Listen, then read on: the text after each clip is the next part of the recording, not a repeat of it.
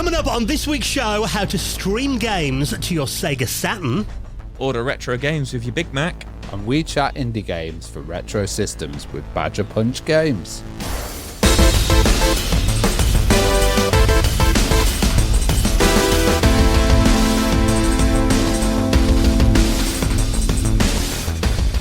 And the Retro Hour podcast is brought to you each and every Friday with our incredible friends, our sponsor, Bitmap Books. Now, one of my favourite books they've ever done, which you can order right now, is Commodore 64, A Visual Compendium, celebrating the most popular home computer of all time and taking you on a journey through the C64's varied and colourful gaming library, starting right at the beginning in 1982 with early games like Jupiter Lander and Beachhead, going through all the big ones, Uridium, Elite, Mercenary, The Last Ninja, Terracan, Creatures. They're all in here and weighing in at a massive 500 pages. You can check it out in the rest of their retro gaming collection at bitmapbooks.com. Hello and welcome to the Retro Hour podcast, episode number 472, your weekly dose of retro gaming and technology news with me, Dan Wood. Me, Ravi Abbott. And me, Joe Fox. And great to have you joining us for our little show that comes out every Friday and brings you up to speed on all the big happenings in the wonderful world of retro gaming and technology, and welcomes on veterans of the industry for a bit of a natter about their history and the titles they worked on in the second half of the podcast. And this week, we're going to be talking about our favourite subject, Ravi. A lot of talk about the Amiga this week, because, you know, you and I are mega Amiga nerds. We don't make any secret about that. Yeah. This is a really interesting interview, actually, because we're talking to Badger Punch Games, and they're actually making kind of retro indie games as well. So they're indie games that are working on retro systems. Rogue 64, which is an Amiga, but it's a Commodore 64. And, of course, RogueCraft as well, which is an absolutely amazing, award-winning game. Yeah, now, the guys from Badger Punch Games, they're based in Norway, and they came over to your Kickstarter event, didn't they, which is like a big Amiga show that Ravi does in the UK, where I first met them last year. And then they're over recently for the Debug Indie Game Awards in Nottingham, which we talked about in the podcast a couple of weeks ago. And like you said, they actually won an award, didn't they, for Best Indie Retro Title for their game RogueCraft, which I've got to say a massive shout to the guys, Henning and Ricki, who are going to be joining us for a chat very soon, for sending me a copy of the game as well, which I've got here. I love the sound of a floppy disk rattling around inside a big box. Yeah, it is a nice release. And like, they're a really interesting company as well, because you know, Badger Punch Games, when they came to my show, they hadn't kind of released it yet. So, you know, they showed lots of information about it. But the idea is really interesting where it kind of came from as well, because Rogue 4K was the original title, and Rogue 4K was kind of a 4K little demo. A roguelike game in 4 kilobytes, which is... Yes, yeah. Which is very demo scene-y to me as well, having that kind of limitation of memory. But... also, we talk about like kind of what it's like getting into the industry at the moment, especially when you're developing for these systems and the process of getting stuff boxed. Like, as you said, it's an absolutely beautiful box. It's been distributed by Thalamus. Yeah, who are back and distributing retro games. And yeah, I mean, I'm looking at this. There's an Amiga CD32 CD-ROM in there, a bunch of stickers, got a little manual as well. I'm really impressed to see there's actually a double density floppy disk. They've supplied it on. It's quite hard to find these days, actually, aren't they? Normally it's high-density discs with, like, you know, a sticker over the other hole on it. But this looks like, I mean, this could have been on a shelf in Future Zone back in 1993, and I wouldn't have questioned it. Yeah, it's like real commercial quality. And, you know, the game's fabulous as well. There's procedural generation in there. It's coded really well as well. Runs on your basic Amiga system. And it's designed to work on kind of as many Amiga setups, because there's lots of different ones out there. Yeah, it's really interesting having them on, and I just absolutely love that we're seeing Amiga games in 2025. Winning awards as well at general gaming shows, which I think is incredible. And they've got an interesting history. I mean, you mentioned about the demo scene. They have got quite a big history in the Norwegian demo scene, which we go into. And they've also developed for some rather obscure systems, including recently the Mega 65.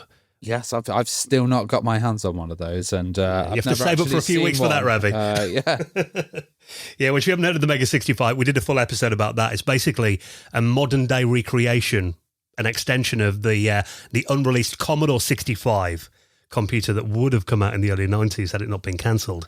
So, really interesting history. And you and I went out for a couple of beers with them in Nottingham, didn't we, a couple of weeks ago? Naturally, yeah. Yeah, and we were just like geeking out for a good few hours. And I said, let's get you guys on the podcast and actually record this conversation. So really interesting, laid back chat with the guys from Badger Punch Games, talking about their C64 and Amiga titles and lots more as well. They're coming up on the show in around half an hour from now. Now, of course, first half of the podcast, that is when we have a bit of a chat about what's been happening in the world of retro from over the last week.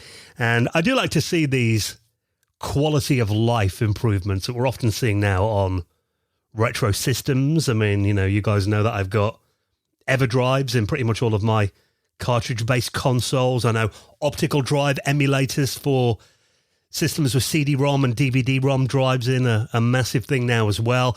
And one system that I think in my collection definitely deserves a bit of extra love would be the Sega Saturn. Now, I've got a pretty old-school mod in my Sega Saturn, one of the ones that you had to solder a power line onto the power supply inside the system, and basically allows you to play non-copy protected games. But at the moment, if I want to play anything that I haven't got an original copy of, I've got to burn a CD-ROM, which I did see a meme actually the other day on Facebook saying there was one day many years ago when you burnt a CD for the last time and didn't realise it.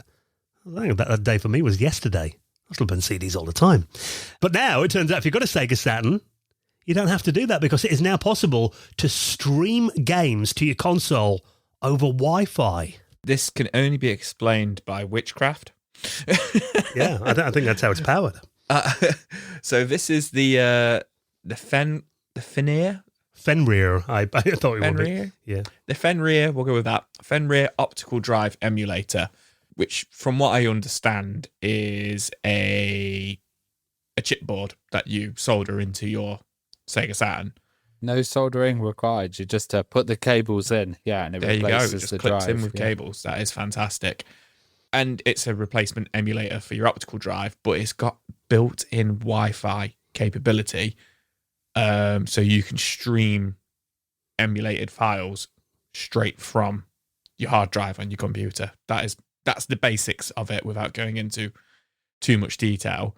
And this has actually existed since 2021. The guy who's created this has been working on it for the last 4 years, but he released an early version of it in February, which didn't allow save files and had a few bugs and stuff like that. But as of the 6th of March, he's addressed all the kind of feedback and issues of it, and has now released the beta version of it.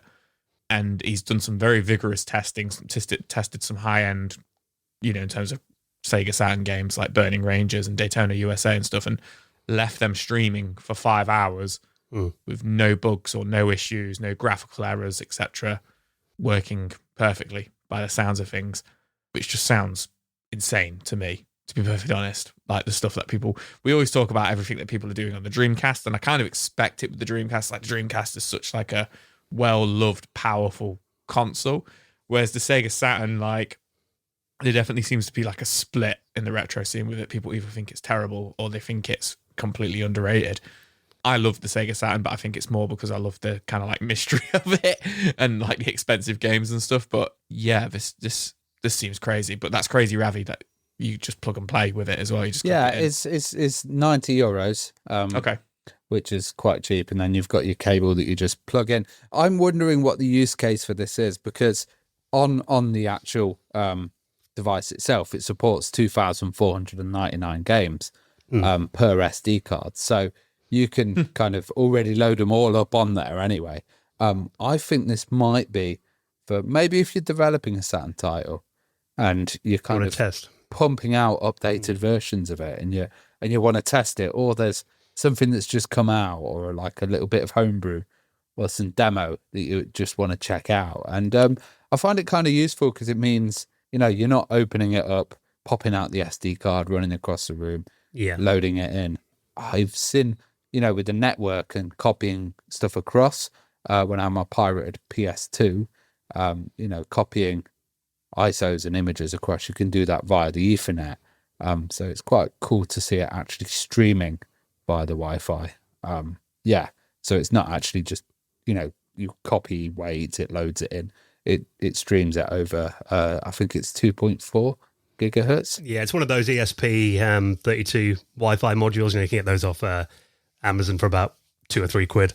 I've got one inside my Amiga CD32. So yeah, I mean, they're used in like loads of different applications. But yeah, I think from my perspective, what you said then is the use case for it. It's I've not seen how these are fitted inside the Sega Saturn. I mean, I imagine some people will mod their console and have like a little SD card kind of slot on the front so they can take it in and out easily.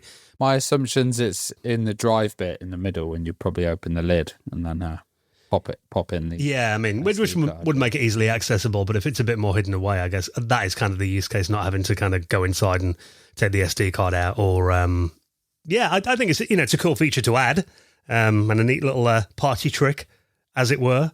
And I think for that price as well, I mean, like you said, €90.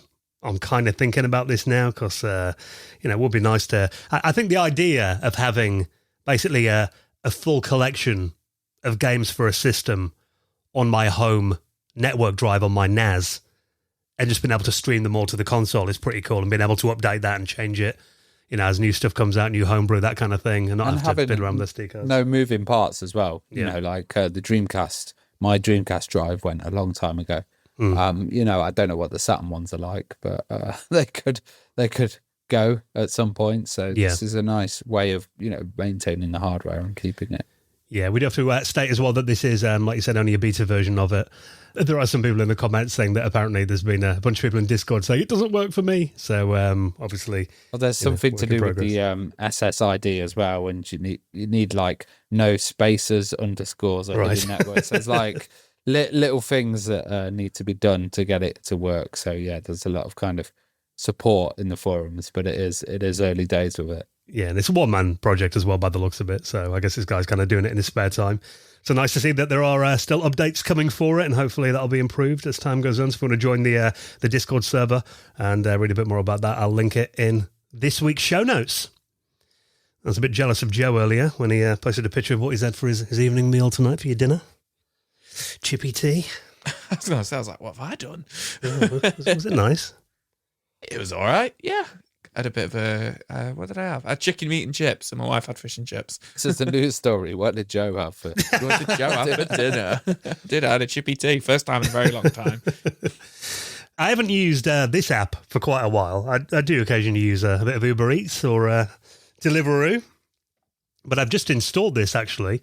This is I'm not sure whether this is all around the world, is it, or is this a UK thing only? This is an app called Just Eat, which if you haven't used it before, it's basically a home delivery service for restaurants and fast food places.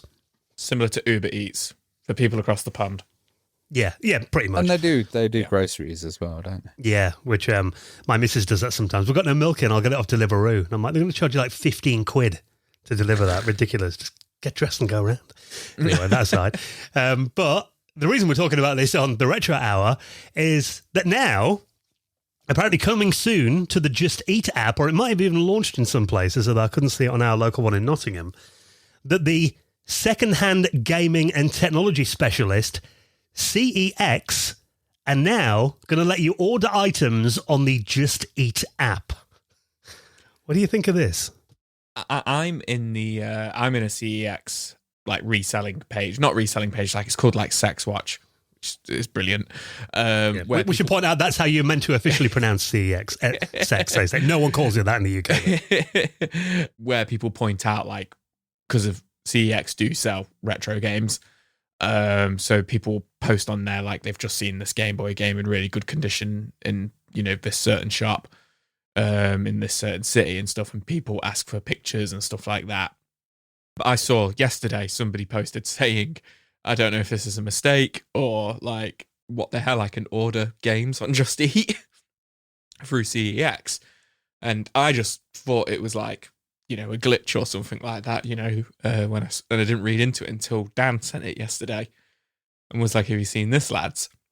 I sort of see the market because of, if you look into it, it says that like the expected kind of like top selling things are going to be like iPhone cables and chargers. Right. And, controllers, accessories, etc. So I can imagine like hungover students ordering a charger, when one's broken or something like that because they can't be bothered to get dressed and leave the house. But I just, yeah, like I can't see it being huge. But then I also thought of a situation where I would have used this, which actually involves Dan. A couple of years ago, when the Resident Evil 4 remake came out, I ordered it from Smythe's, the big chain. Actually booked the day off to play it so I could game all day, and it didn't turn up. And I went on the live chat. I was like, I pre-ordered this. You know, I paid for guarantee for it to arrive today, and it's not come.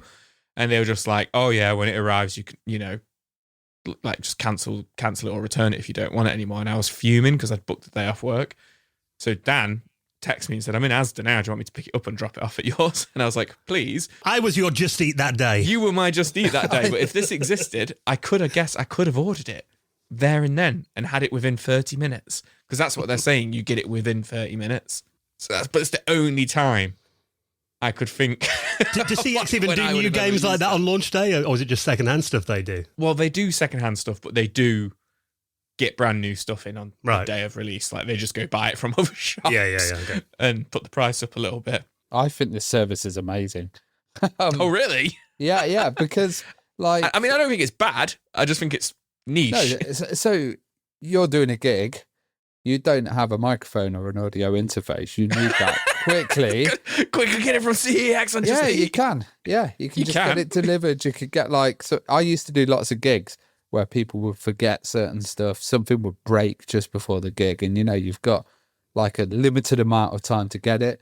If you're running video game events and shows as well, I can imagine, you know, oh, we need this to work. Let's get it straight away. I can get like a little audio interface or something from there. I can get, you know, cables as well. I think that's really useful. Like I've always wanted like a Maplin's delivery service. But also if you're like running an esports event or something and your graphics card dies, or like you've had an issue with RAM or something, or a hard drive dies on you, if you're like, you know, developing something and you need to get it done fast, I think it's a great idea, to be honest. If you don't focus on the games and focus on all the other stuff that they do, like electronics, you know, photography as well, they do TVs, you could get a telly delivered.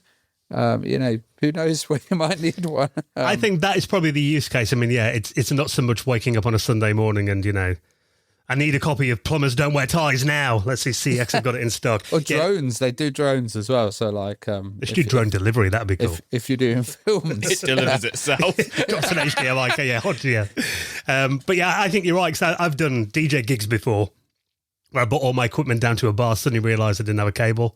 It's always the one thing that you forget, and you're like, oh my God. And then if you could go on to Just Eat and be like, oh, I need a mini projector, or I need a, you know, health and beauty they do as well. So, you know, when Dan's getting his hair done, he's like, oh, I need some curlers, quick. Yeah, that always happens every time. Yeah.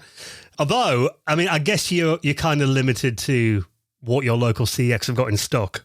Yeah, you'd have to check on the website and see. I don't know how it's going to work in the app. Yeah, well, that was a question I had for Joe then. I don't know if this guy you're talking to, what's available then? Is it like everything? Is it like games, movies, or is it just limited? I'm not too sure, to be perfectly honest. The article that you sent to us on Eurogamer, it says, you know, cables, etc., you know, are available, controllers, and then it said there's some games on there, but because obviously the different CEXs, if you go on their website to order like the retro games, for example, it's just what's in stock. So I guess that would be, I don't know how difficult that would be to integrate into the Just Eat app, but I think for now, as you said, it's only on certain areas at the moment. So certain CEX is doing it, and then it would just be certain things. I reckon it'll be the full range, because it'll be like Asda. You know, when you order from Asda, the Just Eat guy walks around and then, well, they prepare a bag with all of it. You know. Yeah, like you say, if it's integrated, then yeah, if they have the mini, you know, projector and it's there, which they do have them, like, you know, in the cabinets and stuff, like. I guess if it's in that CEX, then yes, as long as it's integrated into their stock supply like it is on the website, then everything would be on there, I imagine. But it's just a shame because if I've just checked now, I can't find it. So it's not working in Nottingham where we're based yet. Yeah, but I think just that is a sign of the world we live in now, that you can open your phone and like, Big Mac meal, large Sprite on a PlayStation 5. and they turn up at your house in like half an hour. So what a time to be alive. So we'll keep an eye on that though. But yeah, could come in handy, like you said, Ravi. I think even for gaming lights, if a controller dies or something, it could be quite handy to have one delivered quickly to your house, not have to go out. So yeah, pretty cool to see that. We'll keep an eye on that story. Now, this next one is a really interesting video that I was watching a bit earlier on today. It's quite a long video. Well, isn't it just over an hour long? But it's one of those, where you look at how long it is and you think, oh, maybe I'll watch the first few minutes before you know it, you finish the entire thing. It was such an interesting watch. This is from a YouTuber called Tabamok99, who sat down with a former Acclaim developer called James Fink, who worked on a load of titles at Acclaim back in the day. I mean, we did mention Acclaim last week, the 21st century now. But he was working on a lot of the WWE games back in the day, but most importantly for this story, the Mortal Kombat titles, the home ports that they did. And one game that he was working on was a Super Nintendo game that was meant to be on the market in 1992, early 93, that didn't actually make it out the door in the end, that would have addressed some of the most commonly complained about aspects of the Super Nintendo version of Mortal Kombat. And this was a version called Mortal Kombat Nitro Edition. Now, have you guys watched this video and do you know much about this? I've not watched the whole video. As you say, it's an hour and 17 minutes long, but I'm aware of Mortal Kombat Nitro, but I was never actually sure whether it was actually official. I always just thought it was a mod, or assumed it was a mod whenever I saw anything about it and hadn't taken a deep dive into it. As it turns out, this was a 1.1 version of the Super Nintendo version of Mortal Kombat. But according to this video, James says that Ed Boon wasn't even massively satisfied with the Super Nintendo version of Mortal Kombat 1. And to give a quick overview, it was to put the blood back into the game was one of the main things, as well as include some unlockable characters. Yeah. So famously, Reptile was unlockable, and the article says that Reptile would have been in the game, but he was already in the game. But I can't remember. I think you could just fight him. I don't think, or could you play as him? I can't remember off the top of my head. But as well as that, it would have made Goro playable and Shao Tsung, as well as Kung Lao, who wasn't in the first game but was in the second game, because the second game was already being developed and out in arcades and stuff like that. He would have been included in this version of the game as well.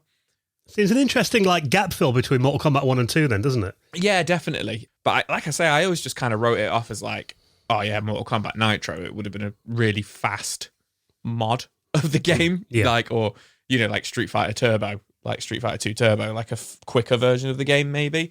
But no, it was more quality of life kind of stuff. I'm not too sure how much of the gameplay would have been affected. Well, apparently the big thing was the main complaint, apart from the censorship of the blood in the Super Nintendo version, was how sluggish the game was. Right, okay. Yeah, apparently a lot of people compared it, and reviews said it almost felt like you're walking underwater on the Super Nintendo version. The jumps and movements felt really slow. Yeah. So the idea was to really optimize that and make it a lot closer to the arcade version, which for me it's weird because I didn't really play the SNES version much at friends' houses. It was weird. It was always like, if we're going to play Mortal Kombat, we'd play it around my mate's house with a Mega Drive.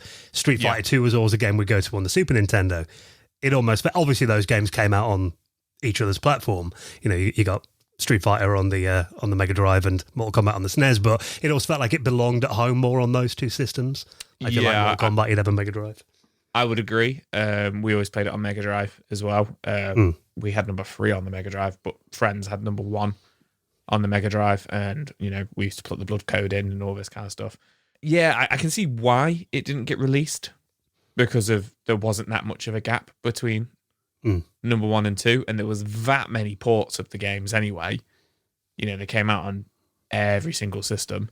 I guess they would have Acclaim probably just decided that, well, number 2's out now, or number 2's coming. Yeah. So, we may as well just work on number 2. But it's interesting to see that he's still got the original development, kit of it. And James has said that he may dump it for everybody to play soon. Which will be amazing, because apparently, there's estimated to be only 2 copies in the world. Oh, so wow. Okay. James has got that one, and apparently Ed Boon has got the other one, which was a slightly later version that works a bit more stably than this. Because there are some problems with this. It's an early version. I mean, some of the enhancements that were in here, which look pretty cool. All characters have got 2 fatalities in the game. Johnny Cage has got the golden punch fatality that turns, opponents into statues. Kano's got like a new knife throwing mechanics and a grenade flip in the game. Raiden's got like an electric decapitation move. Scorpion's got like a spear-based decapitation move in here as well. And there's also some other things like different costumes for the game characters as well. And also there was apparently like a good and bad ending for the game if you played the story mode of it. Basically, depending on what you did, for example, if Raiden killed both Sub-Zero and Scorpion, he'd get the bad ending. So there's like little different plot spin-offs and stuff in there too. But looking at the video, it is, an early incomplete version. There's like a load of bugs in here as well. The game always crashes after like 4 or 5 rounds. There are certain moves like Scorpion's Spear will completely break the match completely, which for me, I mean, when I play a Scorpion, that is my go-to attack. The Spear, like over, I mean, you can win at any game against anyone with Scorpion Spear attack. So yeah, I mean, it looks like, I think you're right. It seems quite ambitious, and it would have addressed a lot of the complaints about the Super Nintendo's version. And interesting to see kind of, what it could have been. It's a bit of kind of lost Mortal Kombat history, but I think exactly what you said, Joe, the fact that Mortal Kombat was on the way, and yeah, it looks like Midway and Acclaim decided to sack it off and then focus on porting Mortal Kombat 2 instead. But it's an interesting look, isn't it? I think especially the alternate alternate outfits and the branching story paths and stuff in there as well. Obviously, those optimizations would have been just so much better to play on the SNES. Yeah, the alternative endings there, that's not baffled me, but I'm like, that's interesting. Like, because if you picked Raiden and then you just had to play against Sub-Zero and Scorpion, then yes, you would have to beat them, I guess.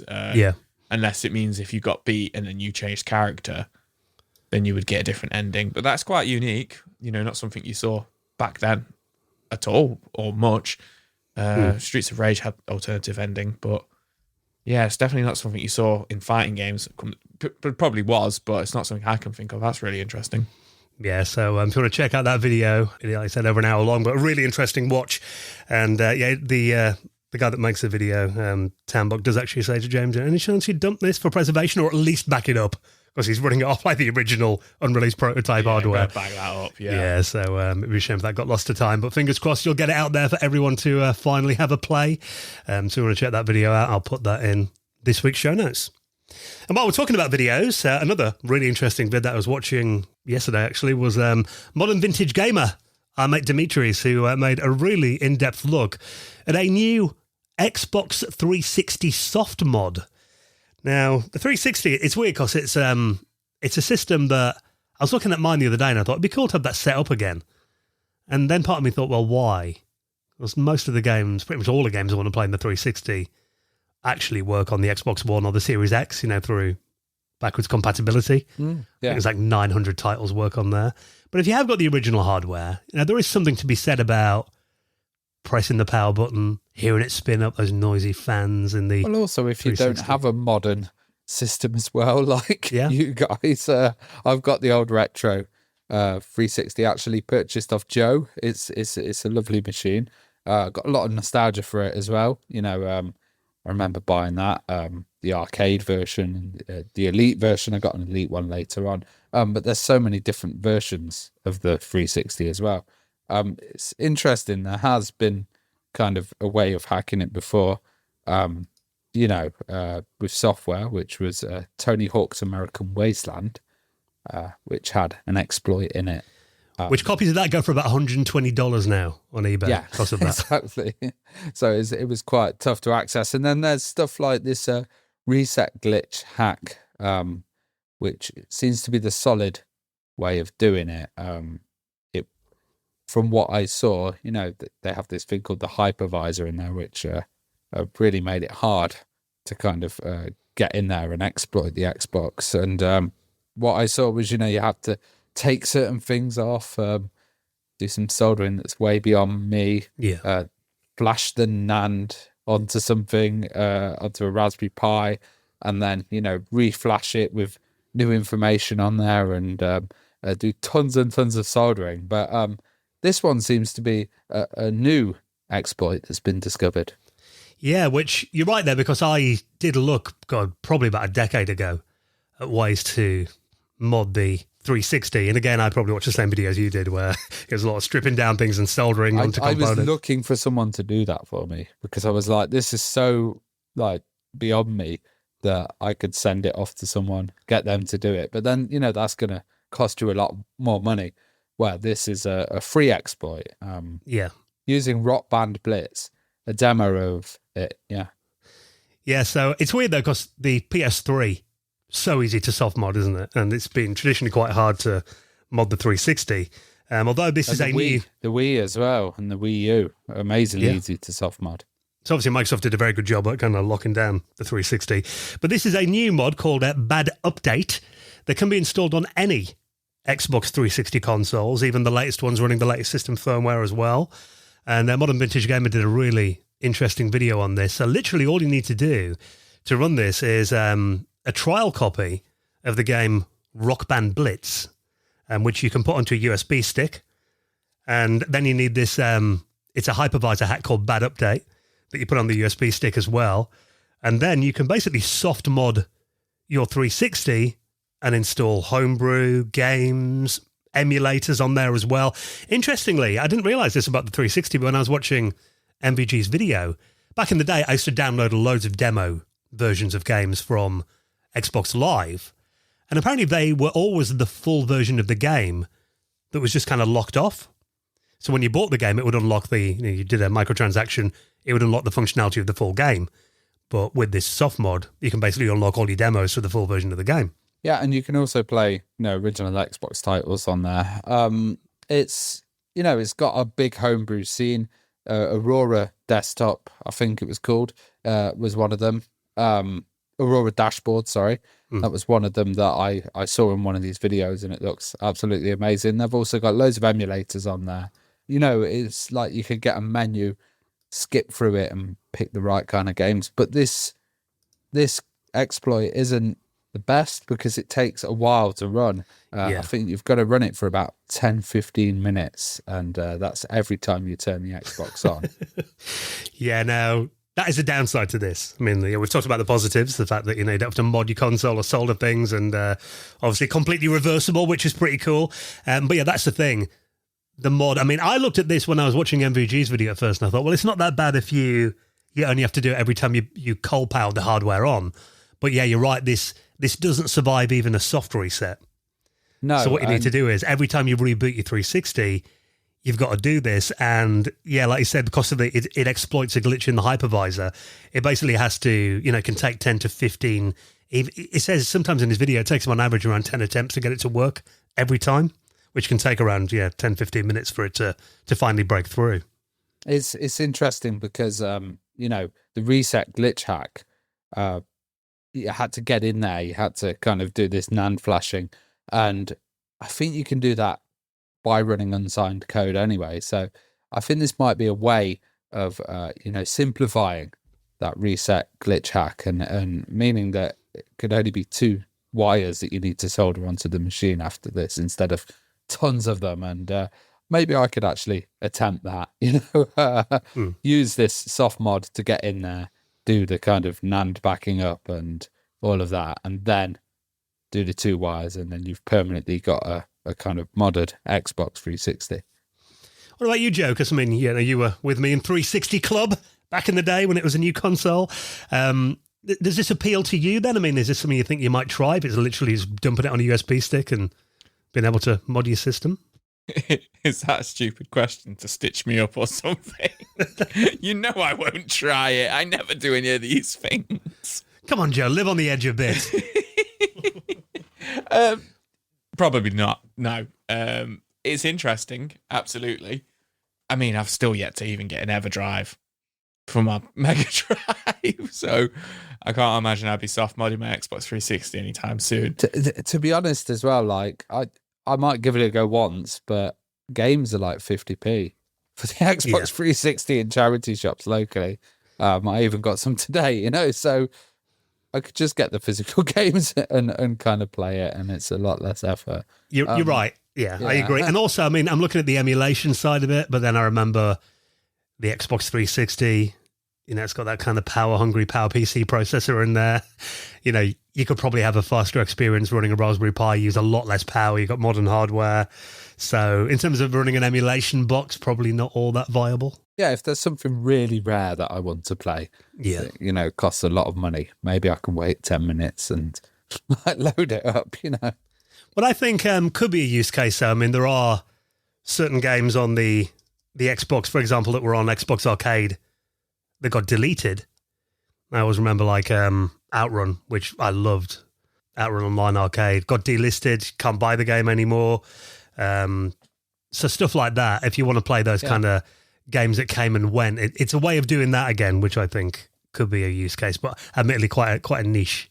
I think it's early days. Hopefully they can create a slicker process. I think it's kind of the foot in the door, isn't it? And something magical may happen. Yeah, although I will say, I looked at it and I thought, maybe I will try that on my old Xbox. But important point to note, make sure you sign out of Xbox Live before you do it. Wouldn't want anyone to get their account banned for trying this and losing all your games. So that's definitely one thing that's definitely worth pointing out. So if you want to see more about that, I'll put Modern Vintage Gamers video in the podcast show notes. Now, I imagine this next story caught your eye, Ravi, as our resident Counter-Strike fan. Apparently, this is going to be a remake of Counter-Strike 1.6, a fan remake that they are literally building from the ground up that's going to arrive a bit later on this year. I'm really surprised that this hasn't been done. It's called CS Legacy. It looks like a recreation of 1.6, and they've done it in the Source Engine SDK. It's interesting because I loved Counter-Strike back then, and there's such a big community. Maybe there's been maps that have been remade, but not a kind of standalone remake of the whole thing.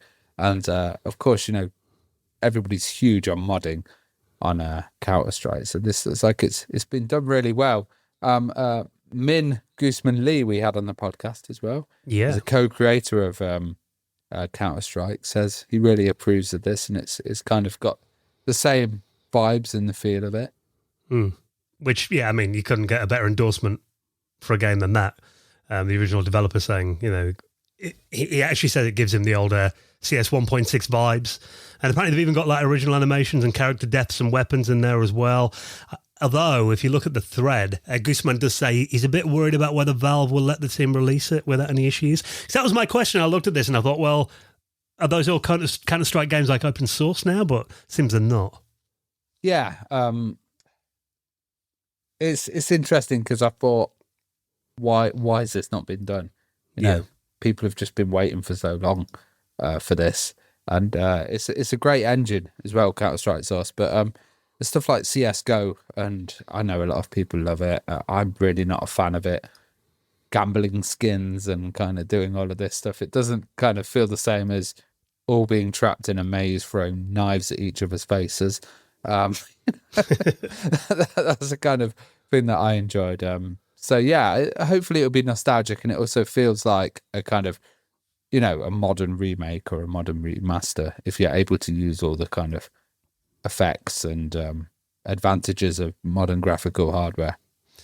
Yeah, I mean, it looks to me like, obviously they're building this from the ground up, so they're doing all their own code in there too, which I think, obviously kind of might get them around kind of any copyright reasons and stuff like that, any copyright issues. It'll be interesting to see whether Valve kind of let them do it. I think it will be a nice thing. It will get them a lot of brownie points off fans if they let them. I mean, if you watch a trailer, Joe, what do you think of the look of this? Yeah, I think it looks cool. I know nothing about Counter-Strike though, so it looks cool. And as Ravi says, we currently live in a world of crazy skins and essentially slot machine gambling for better weapons and skins and stuff like that. So I guess this is a breath of fresh air for a lot of old school Counter-Strike fans to go back and play. But yeah, no idea how the legalities of it work with Counter-Strike, because I know there's so many different versions of it and stuff like that. So yeah, no idea what this will bring, but it looks cool. Yeah, graphically it looks beautiful, I think. It's always cool seeing games that you played back in the day, kind of upgraded to full HD. There's always something nice about 4K, seeing it. Yeah, graphics look gorgeous. So if you want to get a look at that trailer, I'll put that in the show notes as well. Right then, so we're going to be chatting to this week's special guest, the guys from Badger Punch Games. They're coming up in a second to talk about their new Commodore 64 and Amiga games and lots more about the indie world and classic demo scene chat. They're on the way in just a second. A little reminder that we do have a Patreon to support this podcast as well, and we do give you a few nice little perks if you want to join our patrons community, don't we, Ravi? Oh, yeah. I love the patrons community. You know, sometimes we get the patrons on the show as well, which is always really good fun. We also do the After Hours podcast, which, we're just about to record one, actually, aren't we? Straight after this. And how many After Hours have we done, Dan? 46 episodes, I think you can unlock now. 46 episodes, and they're usually nearly about 2 hours long because we just keep chatting on them. And yeah, that's a massive amount of content that you can get. And as soon as you sign up, you get a feed, RSS feed. You can put it in your podcast client, and then it all just appears there as well. So you can, have a listen to those, work your way through those if you've worked your way through the Retro Hour. But also, we have video now. We've started doing video on the interviews, which is going to be really interesting. Badger Punch Games as well. We've got the video version of that one coming out to patrons. Yeah. And also we do about 10-15 minutes of extra news stories every single episode, just for our patrons. The monthly hangouts we do at the end of every month as well. So plenty of stuff we give back for you supporting the podcast. If you'd like to join our wonderful patrons community, all the details are at theretrohour.com. Right, patrons, stand by. A few extra news stories on the way for you in just a minute. And let's take a quick second to give a huge thank you to this week's sponsor. It is our incredible friends at Shopify. You know Shopify by now. The ones with that sound, the sound of making another sale on Shopify. And it's interesting because, Rav, you've got like quite a few mates that use Shopify for all different kind of businesses now. And Bitmap Books even uses Shopify. Yeah, our friends at Bitmap Books sell their books on there. Like I mentioned a couple of weeks ago, my missus actually sells some like arts and crafts stuff on there, some embroidery and clothes and stuff that she does upcycling on there. For another friend of mine sells books on there. Got a mate that set a t-shirt business up last year, sells his on there. We sell our books on Shopify as well, because it is the all-in-one e-commerce platform designed to start, run, and grow your business. So maybe you've got a bit of a side hustle going on right now, or maybe you're thinking of going out on your own, becoming your own boss in 2025. Shopify has got everything you need every step of the way that will revolutionize your business and really let you focus on the thing you enjoy doing most, which is making your products. And they'll take the headache out of everything else. I mean, we've actually got a Shopify on our website where we've been selling our books. You actually made that in like, an hour or something? All point and click? Yeah, and you can kind of make it really simple and easy and quick. Use some of the templates on there, but you can also get really detailed as well and do like coding and get into the custom checkouts and all of that kind of stuff. So the thing that I really liked was the integration with Stripe and Apple Pay and PayPal as well. So, when you're at the checkout, you give people multiple options of how they can buy your products. And took care of all the shipping costs and everything, the labels, and you printed out shipping labels using Shopify as well. So does everything for you, really takes a headache out of selling anything. And the good thing is, even if you sell in person as well, I mean, we're getting into that time of year when events are coming up. You might be at a trade show or an expo, something like that. They've also got these little shop-ready point-of-sale systems, so you can sell in person, links to your inventory online as well, so it keeps it all nice and tidy, and even gets you selling across social media marketplaces like Facebook, Instagram, TikTok, full of industry-leading tools ready to ignite your growth every step of the way and give you complete control of your business without learning new skills in design or coding. So really simple to use. So it's time to get serious about selling. If you sell anything at all, why don't you give Shopify a try today? And of course, we always get you a good deal with our sponsors. Why don't you try out Shopify for just £1 a month? A no-brainer if you sell anything at all. So use our link, they'll know that we sent you, helps the podcast out. Head to shopify.co.uk/retrohour, all lowercase. I'll put that in the show notes so you can click straight through. Shopify.co.uk/retrohour and get ready to take your business to the next level today and hear a lot more of this. All right, well, thank you for checking out the news this week. We'll have more for you on next Friday's podcast. A reminder that we do have a Discord server. A big thank you to everyone who submitted some of the stories that we talked about in the news this week into our Discord channel, because we've got a section in there for news. So if you just want to chat to us or you see anything in the week you think, good for the guys to cover that on the podcast, the details to sign up to Discord are on the website, theretrohour.com. Right then, next, going inside the world of indie games for retro systems with the award-winning Badger Punch Games. They're next on the Retro Hour podcast. You're listening to the Retro Hour podcast, and it's time to welcome on this week's very special guests. Now, actually, our guests this week are a couple of guys we were hanging out with in Nottingham a couple of weeks ago as they were at the Debug Indie Game Awards and actually picked up an award for the best retro title. And huge fans of any modern developers who are making titles for classic systems, obviously including the Amiga. You know that Ravi and I are huge fans of the Amiga. So we thought we'd invite them on for a bit of a chat because we've got a really interesting story and making some amazing games as well. Rogue64 and RogueCraft, you may have heard of on the Amiga and the Commodore 64 respectively. And these are the guys from Badger Punch Games, Henning and Ricki. How you doing, guys? Hello. Hello. Doing good, thank you. How are you doing? Yeah, good, thank you. Pleased to hear that you've recovered from picking up the Nottingham lurgy when you were in Nottingham. I know you came down with a bit of a flu afterwards. Yeah, thank you for that. But yeah, it was great to hang out with you guys and also, you know, just chat about, I think that night we had out in Nottingham, it was mostly chatting about retro and Amiga stuff all night. So we thought, we may as well get you on the podcast and record the conversation. So I think it would be interesting to kind of hear a bit about your guys' history. So, we'll start with you, Henning. What was the thing that got you into video games when you were a kid then? Do you remember kind of your earliest video game memory? I do. I started kind of early, I guess. Early 80s. I was big into arcade games. So we had a few arcade games in the local restaurants and shops here. And I remember playing like stuff like Poyan was one machine I frequented quite often. And Moon Patrol as well. Stuff like that. But my first like home computer experience and memory, I think, is from my brother. He had a Dragon 32. And I don't remember, it was like Hungry Horrors or Shark Treasure, I think it was called. Kind of a terrible game, but the sharks would like snap at you really fast, and it would be really scary when you're a kid. And that Still really sounds scary now, to be honest. I guess so. But yeah, we would borrow my big brother's computer without him knowing. So we had one friend. How come he had a Dragon 32 in Norway as well? No, the Dragon was quite big here. Okay, wow. Yeah. So yeah, it was kind of a big popular computer.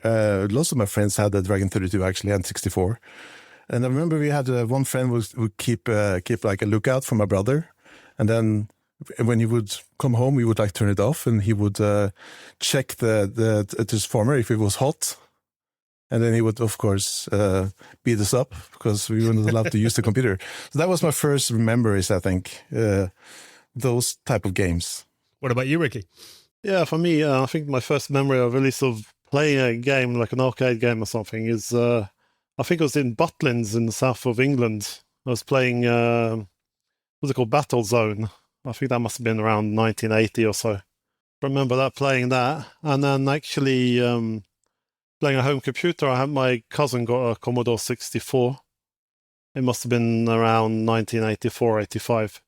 So he got that and we played quite a bit of that. And then we moved to Norway, because I was born in England, but I moved to Norway in about 85. And I nagged my mum to get a Commodore 64 for Christmas. And she actually ended up getting me one for Christmas, which was really awesome. That's how I kind of got started. Ricki, were you doing some stuff in BASIC then and, trying to create your own games early on? Yeah, as soon as I got the Commodore 64, because I got this this package with it called a cassette, or the 30 games. It's like a double cassette thing with really pretty much bad games. And when I went through all of those and they started getting boring, then I was looking through the manual and started to figure out that I could actually do stuff myself on the computer. And I made that the balloon game that's in the manual, in the Commodore 64 manual. I typed that in as well, yeah, I remember. Up and Away, or whatever it's called.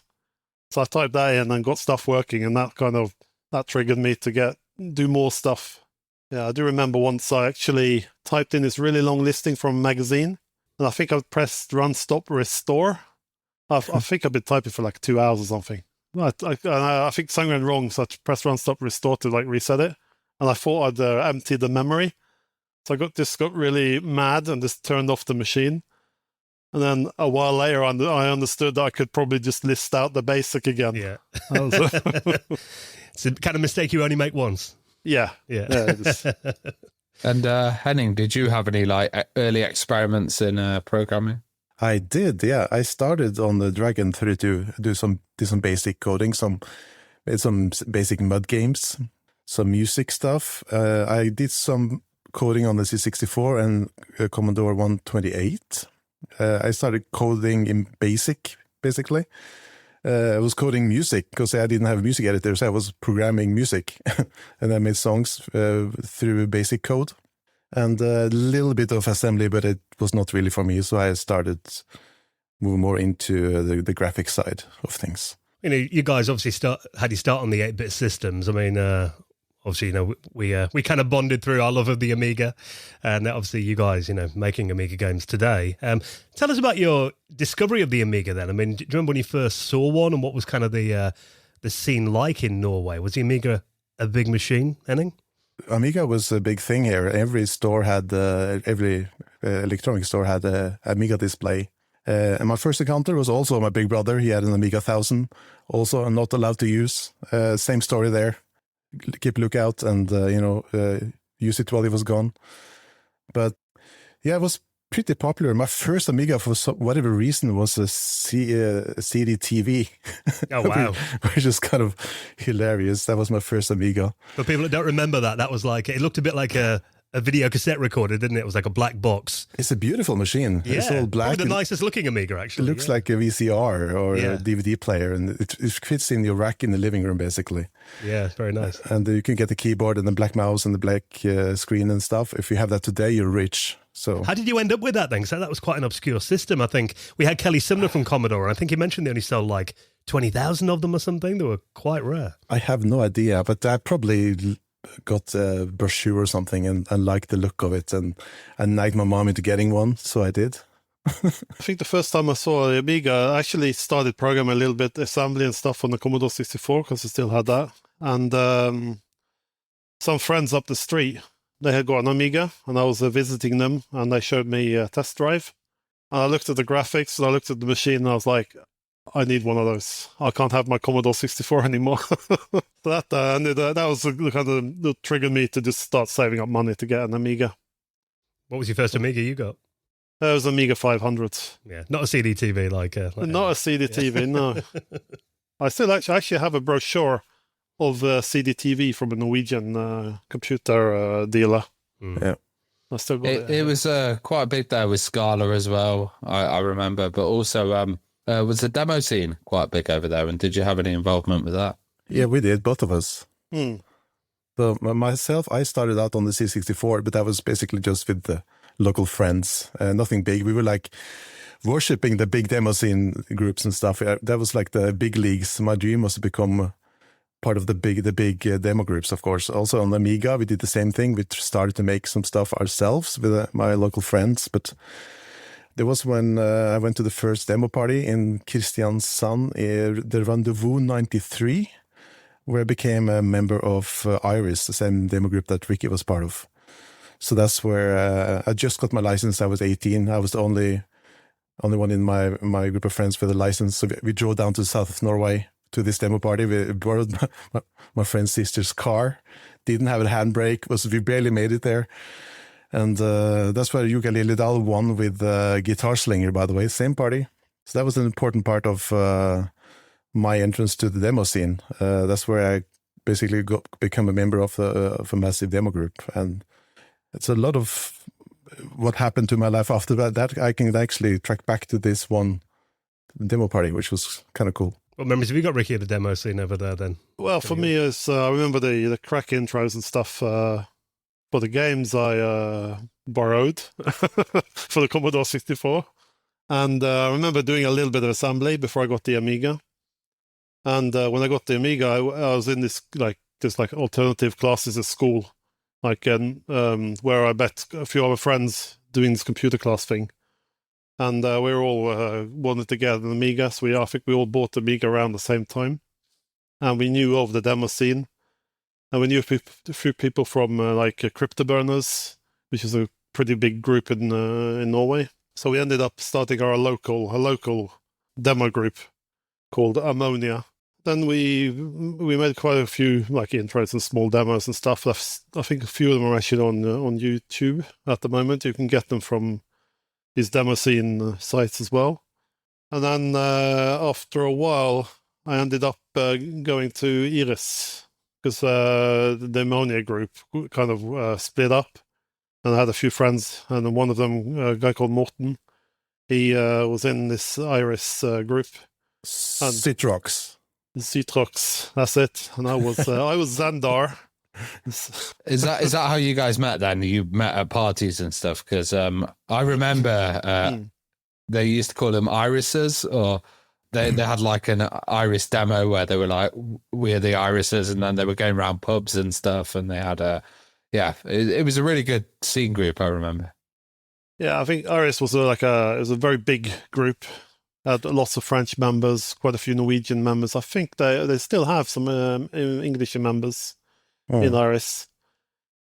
And me and Henning kind of met through Iris because he was making graphics and I was a programmer, and I still have some of these like letters he sent me on diskettes. He sent me graphics and sent me these really weird letters. You're weird. Yeah. I was going to ask that actually, kind of how you communicated in the demo group. I mean, was it all like jiffy bags and floppy disks, or did you have like a BBS? How did that kind of work?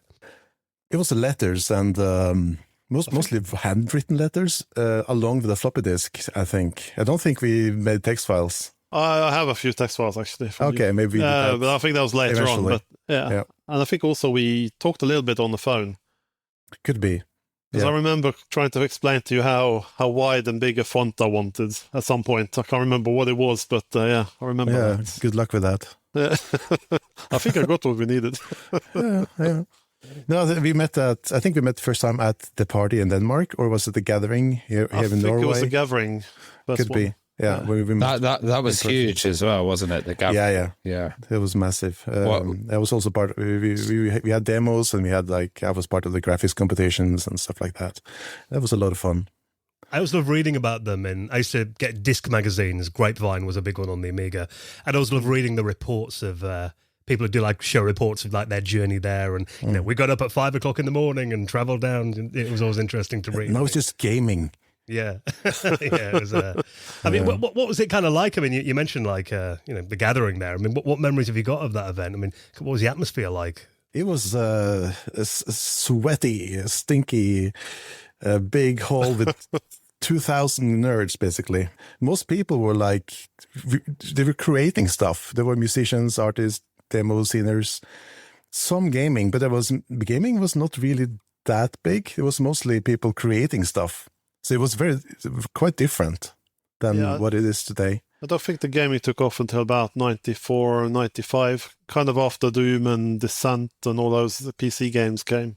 Yeah, but everyone had the banners, so it was kind of a little bit of, some fighting within groups, so slight, not aggression, but, could be a little bit of, those people were there. Yeah, it was mostly words. But I mean, I just remember as an awesome thing. You go there, there's lots of like-minded people wanting to do stuff and create stuff. You'd walk around and see all these your heroes from the scene doing stuff. Yeah. And I mean, there's just loads of stuff. I mean, I had this one guy, I was saying, sitting next to me. He didn't sleep for 3 days on just popping these caffeine pills. And he ended up almost going mad. So we had to hold him down and then get him to sleep in the end. And he probably went to sleep under a table with a huge CRT teetering on the edge. Yeah. Sleeping was a big problem during these things because you're usually not allowed to sleep indoors because of some fire restrictions or fire safety. And they might put up some kind of tent outside that was packed or full of water or something. So I remember I needed to sleep, but I couldn't find any place to sleep. And that was kind of this terrifying experience where I need to sleep, but I can't. I remember going to sleep. I think it was the gathering 93. There was a new fire regulation. So they were, because normally you just find a side room or something in the big hall and go sleep there. but because of fire restrictions, we weren't allowed to sleep inside. Mhm. So they ended up renting this massive tent and just put it onto the snow, and there's like a half-meter snow outside. And then overnight it got mild, right? So I went to bed and it's like, it was cold and stuff, and it was on this like weird, like foldable bed. And I woke up in like a big, massive, like a pool almost, like a very big puddle. I was like, oh, I had to navigate around to try and not get too wet. I was wondering how that then turned into Badger Punch Games eventually, and you guys, deciding to create games together. We were in the demo scene together. We were in the demo scene, or at least I think I got kicked. We started a new group called Gods, which is we were full of at all. ourselves. Yeah, we're not full of ourselves at all. And basically, we were like the best ones from Iris started Gods, and we were making this disc magazine called Disc. And at that time, I just became like a student going to college and stuff. And I wasn't so interested in computers. I was more interested in all the other activities you do as a 19-year-old student. So I was supposed to code this intro for this disc magazine, but I was really late. I think it's like half a year late, and when I actually did it, and the guy leading the group was like, "Hey, thank you for giving us the intro in the end, and you're fired." So he kicked me out of the group. That was around '94. But me and Henning kept in touch, I think, for a while there. And then in '98, I was finished with my education. Ended up moving to Norway. No, not Norway, to Oslo from Bergen, where I was living. And I was pretty close to Henning. And then I met some guys who wanted to start a game company, which was not Badger Punch Games. But we started this other game company to make an MMO. And then I got back in contact with Henning and asked if he wanted to join the company, basically. Yes, sir. And Henning said yes. So we made an MMO. We spent like 10, 11 years making an MMO from What was that called? scratch. Darkfall Online. We moved to Greece. We were supposed to go to Greece to make this game in a year, because that's what you do. You make your own technology, in-house engine, tools, make the world's biggest MMO in 9 to 12 months. It ended up... It's a crazy untold story of the Norwegian game industry that it's kind of hard to explain. There's so much stuff happened, and it's complicated. But it was like links to we got money from Libya and something in Greece, and anyway, I ended up being there almost 10 years, 9 years. Ricki was there for 7. Yeah, 7 years.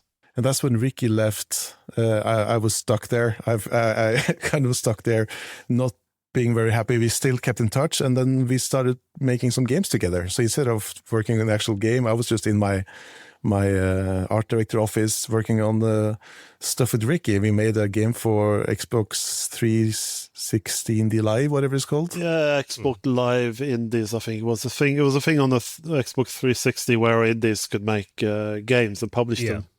Yeah, that's where we started Badger Punch Games. That's 15 years ago. Yeah. I'm going to ask you, where does the name come from? It's quite a unique name, Badger Punch. I've always had a thing for badgers, so I guess I had something Not to punching say with that part of it. How the combination, I don't know how we combine that with Badger Punch. It's just combining two stupid words, I guess, and liking the sound of it. I think it's like a name and a verb, like an action thing. Yeah. So that game that you mentioned was Ubergridder. And what was it like kind of developing for the 360 then? And was there like a whole approval process? And I guess that kind of indie area of it, they might have promoted your title quite well and put it out there. Well, that's we actually made the game in something called XDA, which is like an Xbox development something, like a development toolkit basically. So you got kind of an engine, but not quite, so like a 2D thing. I got a framework to make games in, and then that's what most people were making games in for the Xbox Live Indie. It was quite a lot of fun, but the thing was, they weren't actually kind of exposing the games or showing them off that much. They were hiding it way back in the storefront. And when we were making a game, we were on these XDA, the forums and stuff, and we were like talking to people, and people were getting a little bit mad with not being promoted, basically, right? So a bunch of us got together, and we were lucky to be part of that. I made something called the Xbox Indie Uprising, Winter Uprising, which was like a collective of people who made games, made like a bundle, and then tried to promote that bundle on Xbox Live Indie. But I have to say, though, we made enough to buy 1.5 beers, and that's beer prices 15 years ago, and we kind of still use that as the benchmark for our new games. So we need to beat that. Right. And we relaunched Ubergrid recently on PC, and we made 0 money. So we actually didn't make it. Yeah. It's on itch. You can't download These are still Norwegian beers, though. So. I was going to say they are pricey in Norway. Well, let's talk about Rogue 4K, because this is the title you did, a game that was, as the title suggests, 4 kilobytes. So what was the story there, and what are the challenges of making a game that small? Well, the story of Rogue 4K is basically there was this contest to make something like the cassette 30 thing for the Commodore 64. And the whole point was it was supposed to be kind of janky games. So to make them, to give a restriction, they'd say, okay, you can't use more than 4K RAM, basically, right? So you can't use more than 4,000 bytes. I was looking at what can you make with 4,000 bytes. You can't really make a lot. You can't have a lot of graphics or anything. And I'd been playing a little bit of roguelikes, or looking into roguelikes before that. And I was thinking maybe I could make a roguelike, because then you can just generate the levels and stuff. I wouldn't have to make lots of levels. I could see if I can generate something that could be cool. So that was part of it. And actually, because there was no graphics or anything, me and Henning were talking about it, but there really wasn't much Henning could do with it. So we just ended up using the Petsky graphics from the Commodore 64. I was going to say, this was a game that was released on the Commodore 64, which is interesting that you do an Xbox 360, then went back into the retro stuff. I mean, had you been doing that all along, or was this something that you kind of rediscovered your love for? Well, the thing is, we made this thing for the Xbox 360, and then we were working on this other Unity game which never actually released. And at some point, I was kind of remembering the good old days, the Commodore 64 and Amiga. I think these were simpler times. And at the same time, I was working in a project, because I'm an IT consultant as my day job. And I was working in these massive projects where you're just connecting things. You're not really doing much programming. You're kind of connecting frameworks. And I thought I'd love to just go back and just do something on the proper hardware. And I had been talking to this other guy I know here in Bergen that actually does Commodore 64 development. He made this game called Rocket Smash DX, and I made quite a few other games. But so I knew that it was possible. So that was kind of what got me started with the Commodore 64. And me and Henning were talking, should we try and see, what could we do? Showdown was the first one, though. Showdown was the first one, yes. Yes. Also, I think with that kind of 4K ethos, it's very demo scene-y, isn't it? Because, they used to have the 10K and 40K demo competition. So that limitation probably attracted you guys as well, because you're like, cool, okay, I know what I'm doing there, Well, the thing is, this 4K game, the algorithm, the procedural generation algorithm, that took 2K of the 4K, so it didn't have anything left, hardly, for the actual gameplay. And it's so that the space is so tight that we actually had to put code on the screen, but we put the font the same color as the background, so you don't see it. But if you change the font color or the background color, you'll see there's code around the actual play area, which is very small. It's just a 10 by 10 grid. And what happened was I think we got 4th place, Henning, that game. I think so, in the contest. 3rd or 4th? I don't remember. Something like that, yeah, 3rd or 4th place. And then a lot of people were saying they were playing the game and trying to play and see how far they could get. They were wondering if there was an end game or anything. But this game doesn't have any progression or anything. It just generates the levels and puts you in there, and you have to fight these monsters. And it's all pesky graphics. So it's basically like a perpetual dungeon thing. You can go on as far as you want. So based on that, we started thinking maybe this project could be done better or proper without the 4K restrictions. Well, you mentioned Showdown as well. That was your next title, and it's really interesting because you did a C64 version, but you also did a Mega 65 version. What did you think of the Mega 65? Did you get one then and kind of develop on it? Maybe explain what it is as well for people that might not be familiar with what the it's a FPGA kind of creation of a machine that never existed really well. It did exist, but in very limited numbers of the just Commodore 65. Someone in Commodore, because Commodore did lots of weird stuff that they never finished, and they also released a lot of weird stuff. I guess it was supposed to be after the C64 and the Amiga. It was supposed to be Commodore 65, right? Yeah, it was supposed to be like Commodore 64 on speed, like a lot better, but still an 8-bit machine. And then I think they found out it was going to compete against the Commodore Amiga, so then that's why they ended up not releasing it. Wow. But it's the Mega 65 is kind of a modern visualization or modern, let's say, application of that machine nowadays, but built on an FPGA chip, which is a field programmable gate array chip, which means you can this one chip can simulate being another chip. It kind of acts as another chip. I never got the Mega 65. I ended up getting something called a Nexus, which has the same FPGA chip in it, which is used for electronics courses and all sorts of embedded stuff. You borrowed one, though. You borrowed one. I did borrow a Mega 65, yes, because I had to when we had some bugs that I couldn't solve, because the Nexus doesn't have an actual disk drive, which the Mega 65 has. But I mean, it's a very weird machine. I didn't like to work on it. It was too many colors. Sorry. That was my biggest gripe with it.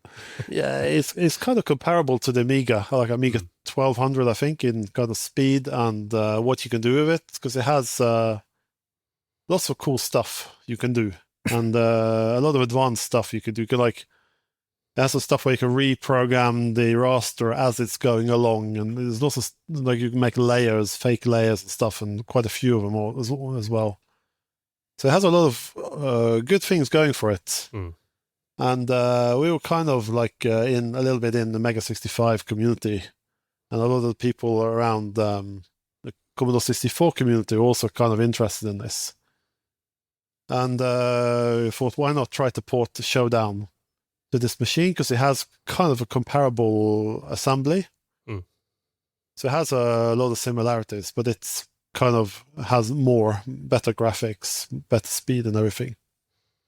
So I think it was the second commercially released game on the Mega 65. More colors doesn't equalize better graphics. You like the limitations, Henning? I do. Yeah. I'm interested. I mean, obviously, it's a very obscure platform, the Mega 65. What kind of drew you to it then? And what was it like developing for such a kind of obscure, strange machine?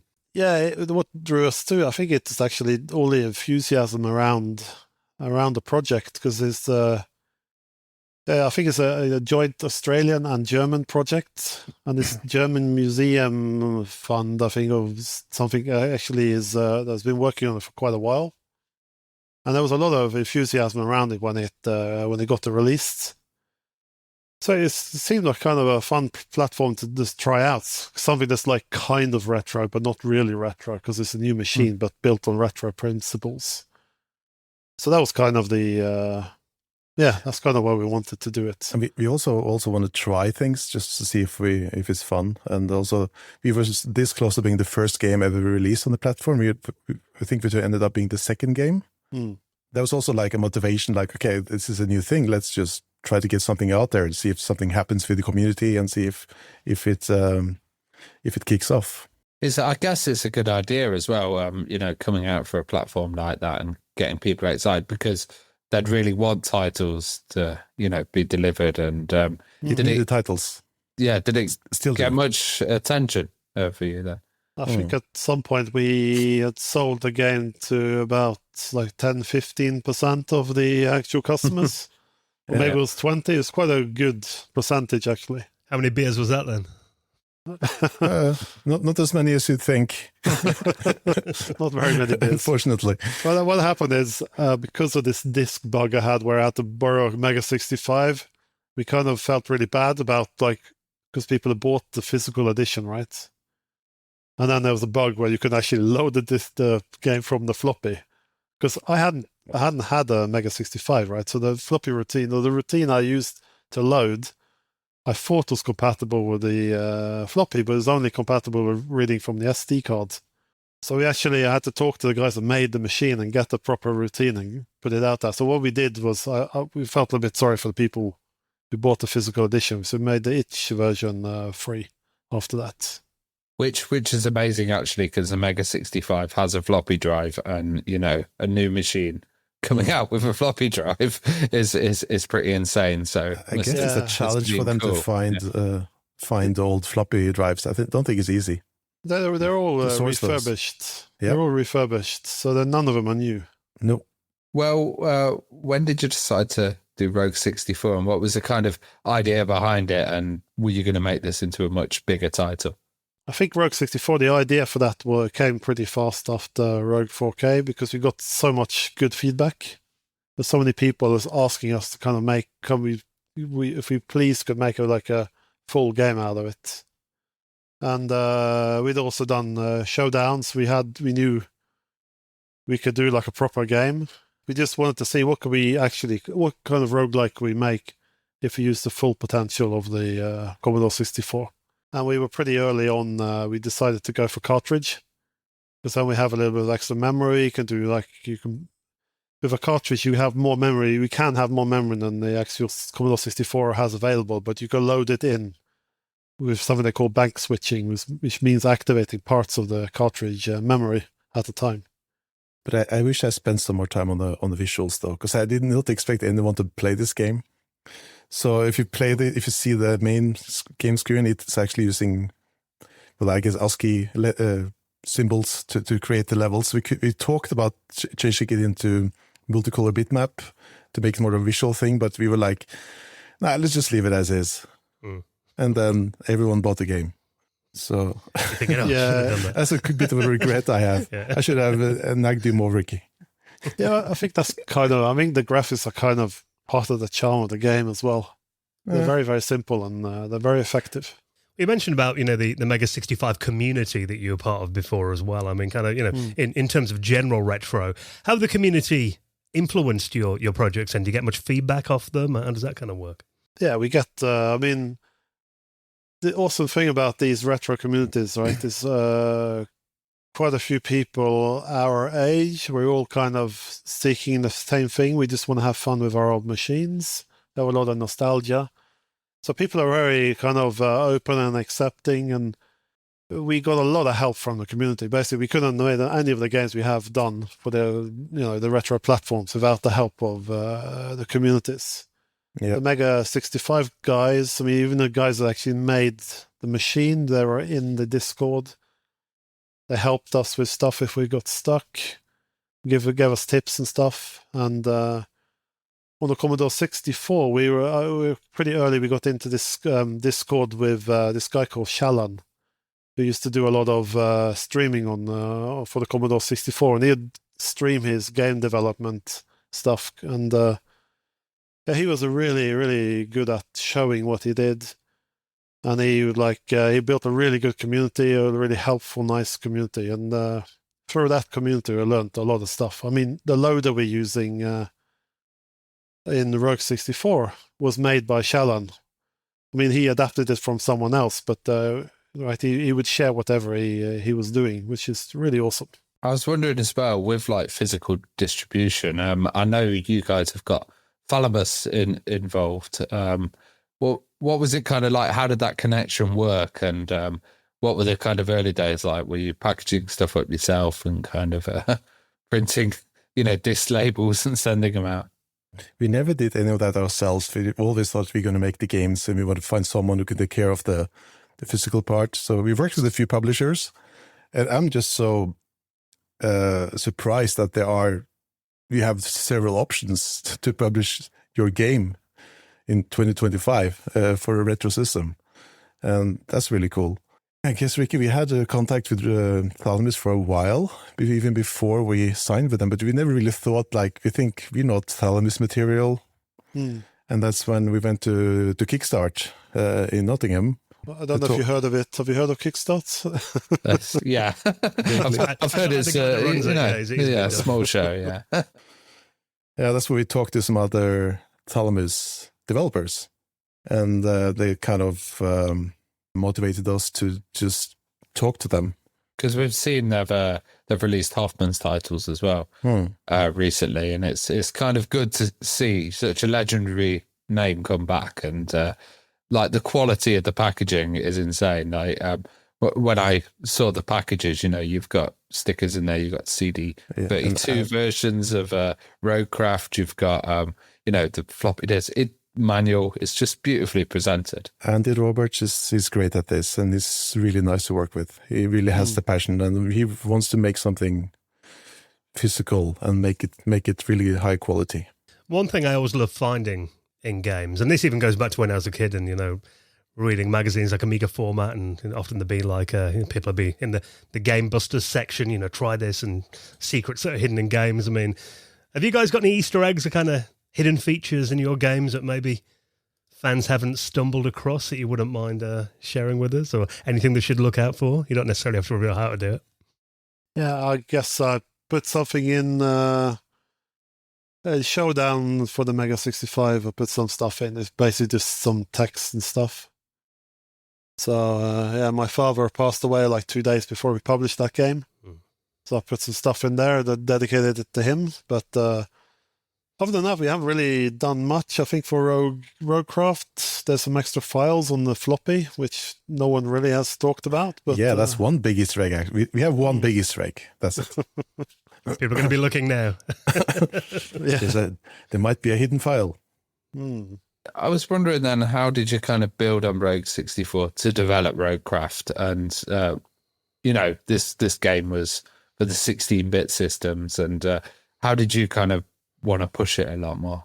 Well, we kind of, because we made Showdown and Rogue 4K and the Rogue 64. So we were looking into making another Commodore 64 game, and then it's a natural evolution. Kind of, you're up the bits basically.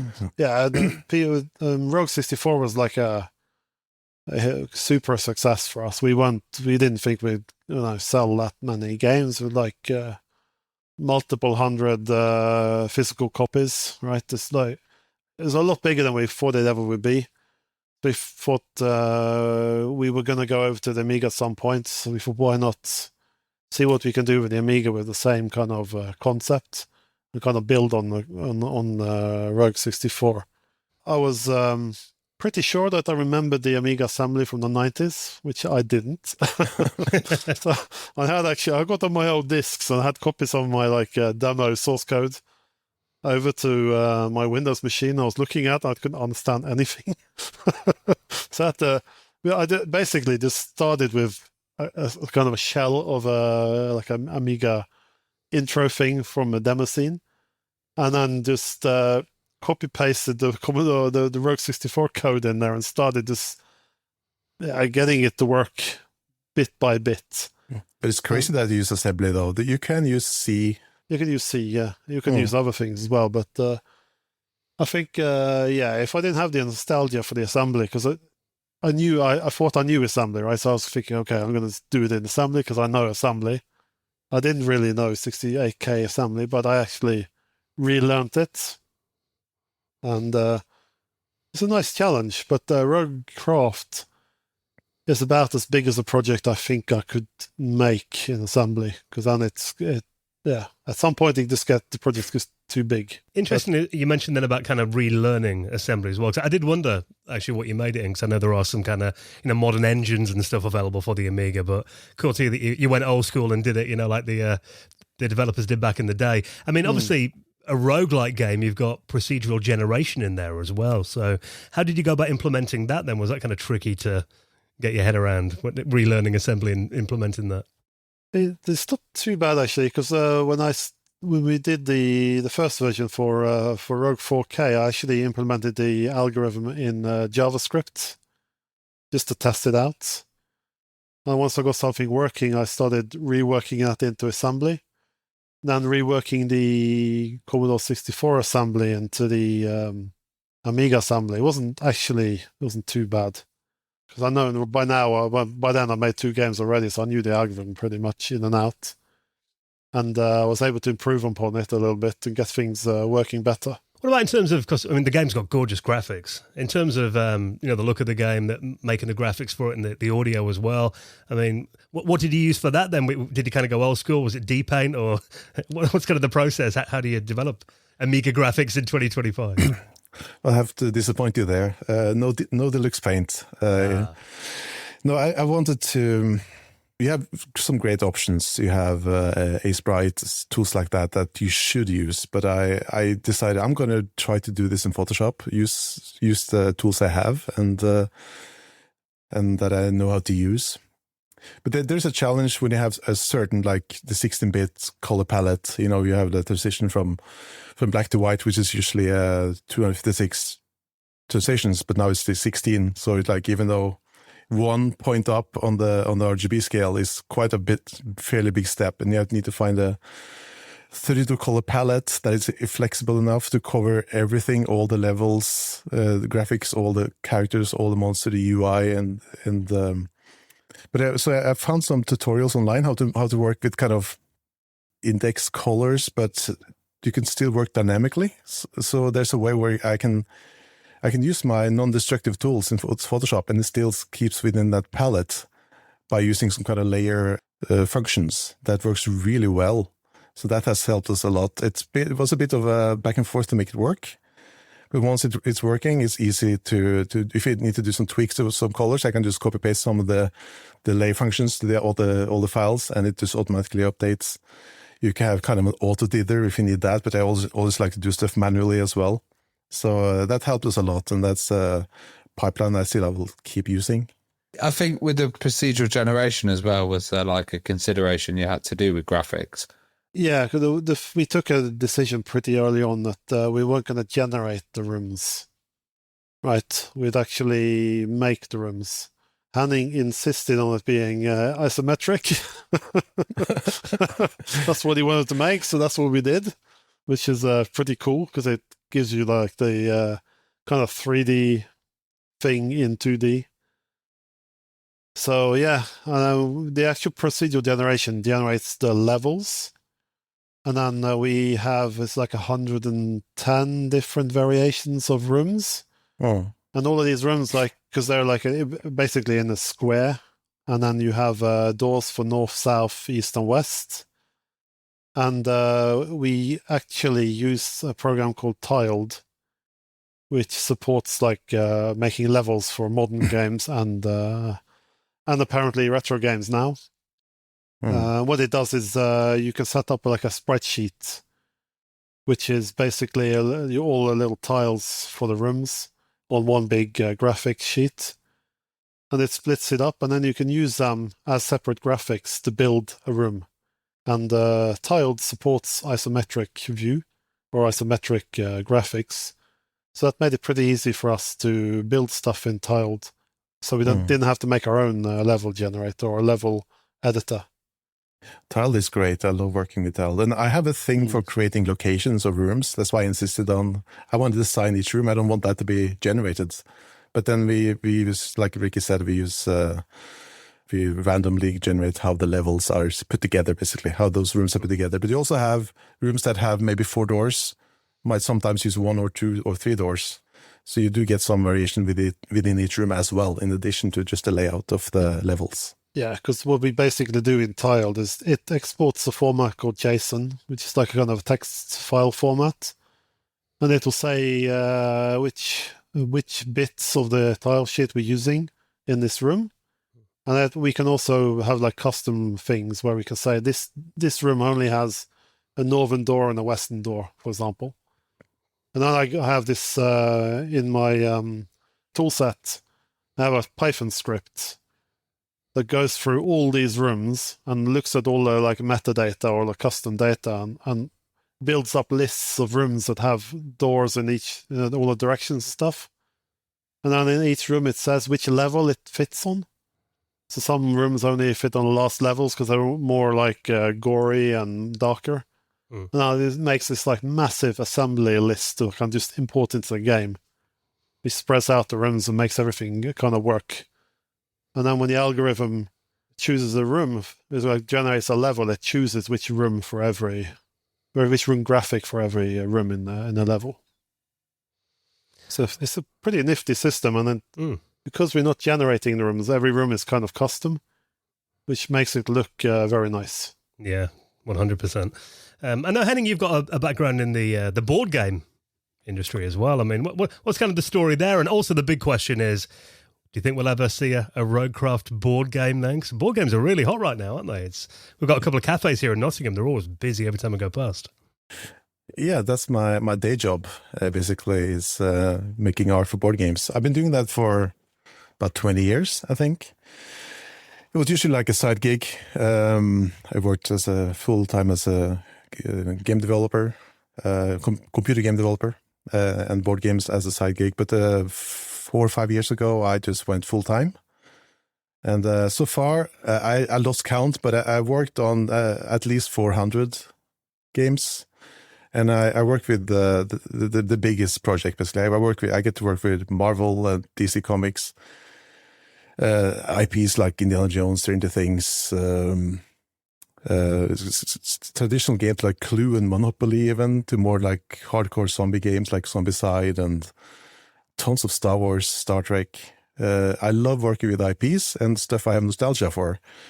So like stuff like the Goonies. I made the Goonies board game, and that's what started my childhood nostalgia. And that was like getting that game approved by Amblin. That was like, yeah, that's a childhood dream. Yeah, yeah. And also like Metal Gear Solid, the board game, stuff like that. So I'm really lucky. I have some amazing projects, and I'm nerding out working on board games. So what about RogueCraft then? Do you think we'll ever see a board game of that? I have thought about it. It would be cool. I think it probably would work as a board game, actually. Oh, I have been thinking about it, and I even been thinking so far as, should the art be pixel art on the standees and the graphics? That could work, I think. Could be good. So. Yeah, we were actually, when we were in Nottingham, we were in this one of the like board game or one of the shops there. We saw this like really nice diorama of some rooms. Ever since that, I've been thinking it'd be awesome to make like a diorama of like a RogueCraft run of rooms in RogueCraft, like a nice one. Just have it on my shelf. Yeah, I think we should pursue and like think about it. It could be fun to give it a shot. It's a nice idea, right? You mentioned Nottingham there as well when you were here for the Debug Indie Game Awards. Yeah. What did you think of it, and what was it like kind of going on stage with all those other indie games out there and, receiving your award? Well, we didn't think we're gonna win anything because we were watching the nomination video on YouTube, and I was like, Flea 2, okay, Good Boy Galaxy, okay, let's just go there for the beer and have some fun, meet you guys. Basically, just we really like Nottingham. So we had absolutely no expectations to win, which clearly comes out when you see how we had no clue what to do on stage there. I think we almost had like a record short acceptance speech. It's like, Amiga! Yeah. It was really cool though, because there was a lot of modern indie games there, and having something that's out for a retro system, I think that was really nice of them to have. And it's interesting because the indie game scene is absolutely huge now, and I hope it's brought you guys a bit more attention as well from a wider kind of scope of people. Just winning something with an Amiga game, I think that's a big win for the Amiga community. So that was that's what I've been thinking, but that's really cool. So Debug, great event. Yeah, it was awesome. cool I've been people. meeting like Alistair Lowe doing Flea and all the other guys. It was really cool. Hmm. And I'm sure there'll be a write-up in the next issue of Debug magazine as well if people want to see a bit more about the awards ceremony. Maybe that. Yeah. Well, no, I saw them taking pictures of you guys. I assume you're going to be in there somewhere. But yeah, it was awesome to see you winning that award. I mean, what's next for Badger Punch then? I mean, obviously, you're still in kind of the throes of RogueCraft at the moment. Any plans for the next title at the moment? What's kind of in your mind there? We really like the Amiga, and I think we're probably going to do some more stuff on the Amiga. But yeah, right now we're looking into kind of making let's say a Steam Switch version of RogueCraft, just to see how that works out. We also have some more plans with RogueCraft. Nothing we can talk about at the moment, but yeah, hopefully we'll be able to talk about it a little bit later in the year. So it's going to be more RogueCraft for a while yet. We also started thinking about some games after this as well, some ideas, but nothing too specific. We just have some directions of what we would like to do. The platform is still up in the air. Yeah. Would you consider collabing with any other Amiga developers at the moment? Because there's tons out there. Yeah, we might do. I mean, yeah, we have some things in mind that might happen this year. But the thing is, with me and Henning, we know each other for so long back, right? We work really well together, and we have a good thing going. So when me and him sit together, we always have fun, and we're looking for like more fun projects, basically. Yeah, and keeping the scopes low and stuff. I have all the stupid ideas, and Ricki managed to cancel my ideas, so we stay with back him. to reality. Yeah. My main job is saying no. Nah, it's not like that. We get together and we work out. We work really well together, so that's why we're not going to introduce too many, but we have tons of people we work with. Like we have some awesome QI guys, like Patrick and Joshua and those guys. They help us out with testing. And when it comes to music, we have a few people we use. So that's like Sami, who did the Rogue 64 music. Really, really cool guy. Makes really nice Commodore 64 music. And then of course Jorge Liljedal on RogueCraft. He's an awesome guy. Fantastic. Well, guys, it's incredible that you're keeping the retro scene going with quality titles like RogueCraft, and again, congratulations on the Debug Award as well. Awesome to see you guys winning that. And if people haven't played it yet, maybe they're thinking, actually, I wouldn't mind a game of RogueCraft. Is your website the best place then, badgerpunch.com? Is that where people should go to find out more and get the games? if you go there, you will find links to where to get the game. Fantastic. Well, I'll put that in the show notes. So, Ricki and Henning, always a pleasure to catch up. Thank you so much for coming on, and best of luck with whatever you do next at Badger Punch. Thank you so much for having us. Yeah, thanks for having us.